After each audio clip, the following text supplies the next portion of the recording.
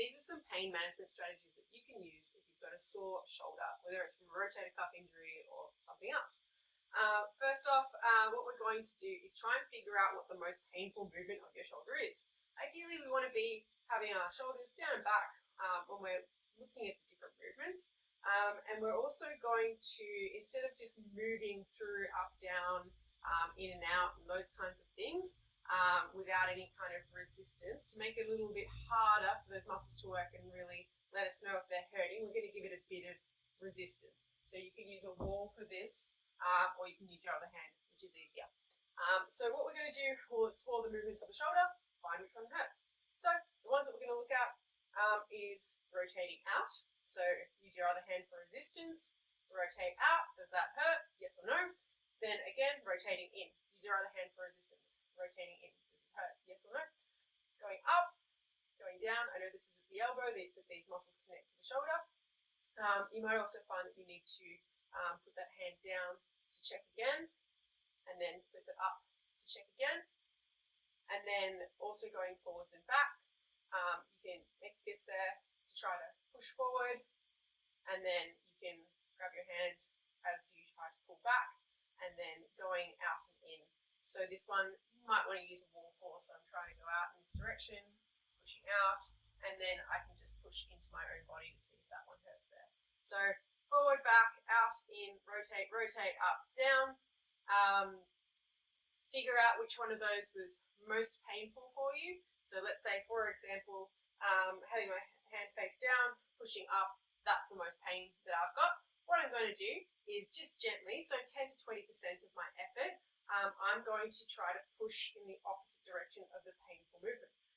So I'm going to put my hand underneath it, so there's no movement at the joint, I'm just engaging the muscles on the other side, so my brain sends a signal to relax the ones on the front, which are sore, and I'm going to gently press and hold that for 5 seconds, and I'm going to do that 3 times. So let's say, for example, the movement that was sore for you was going out this way.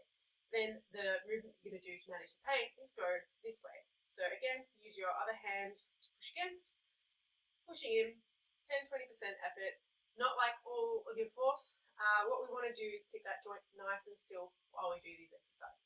You can do it as often as you want to during the day, anytime you've got kind of a pain flare-up or anything like that. And then what you can do after you've done that, especially if you've got more of a tendon issue going on with the shoulder that you're working on, when you found that most painful movement, before you go and do your rehab exercises or an activity you know is going to be painful, what you want to do to bring more blood flow to that tendon before you start is to find that most painful movement. So going back to our example before, with my hand down and bending my elbow up this way, was my most painful one last time. To manage the pain, we went the opposite way, but to get the blood flow, now we've got to get back into using that muscle that's a little bit irritated in that tendon. So what you're going to do is try to go into the painful direction this time. I know it's going to be painful, and that's normal, especially with the tendinopathy issue.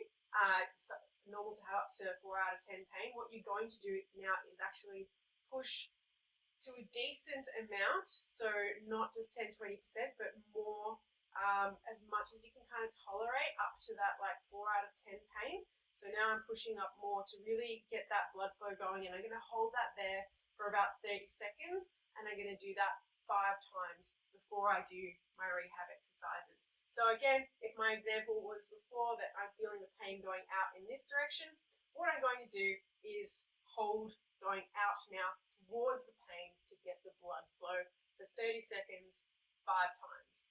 So this shouldn't stir up anything for more than 24 hours, pain-wise, especially with tendons. You want to have, that either from 1 to 4 of pain when you're doing this, and it shouldn't last more than 24 hours. If it's either going above that 4 out of 10 pain or it's lasting more than 24 hours, dial back the amount of effort that you're doing when you're doing that.